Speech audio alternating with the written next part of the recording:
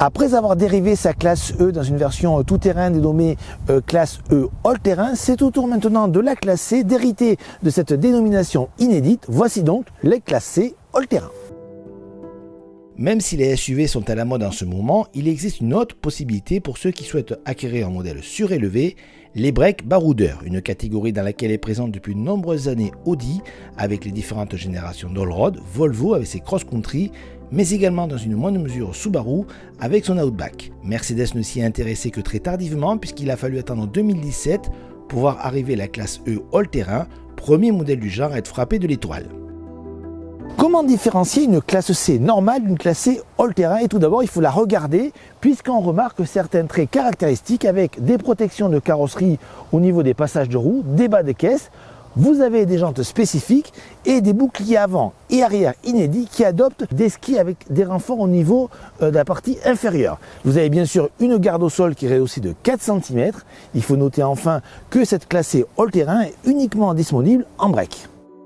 Les quelques évolutions esthétiques ont de légères répercussions sur les dimensions de cette classe C qui gagne 4 mm en longueur, 2 cm en largeur et 4 cm en hauteur.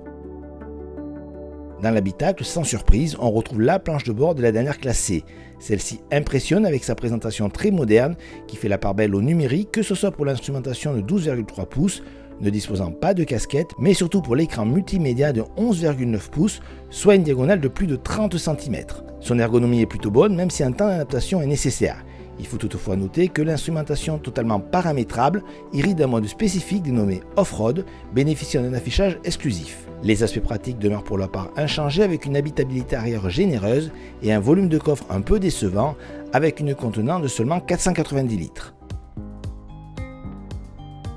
Cette classe C all-terrain sera commercialisée avec une offre moteur plus réduite que la classe C traditionnelle. Ainsi, elle n'est disponible qu'avec deux moteurs, un essence le 200 de 204 chevaux et le 220D de 200 chevaux.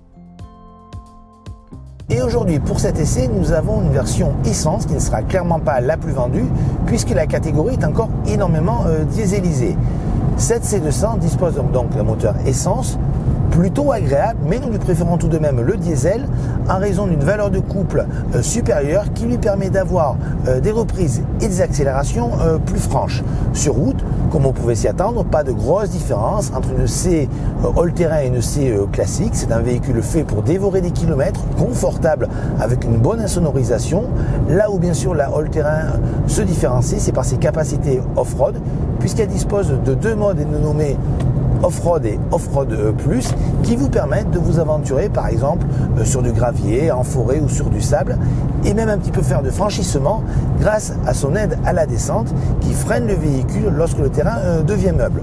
Donc plus de polyvalence pour la classe C all-terrain. Il faut noter en termes de consommation, c'est plutôt moyen, on est aux environs de 8 litres au 100 sur notre essai.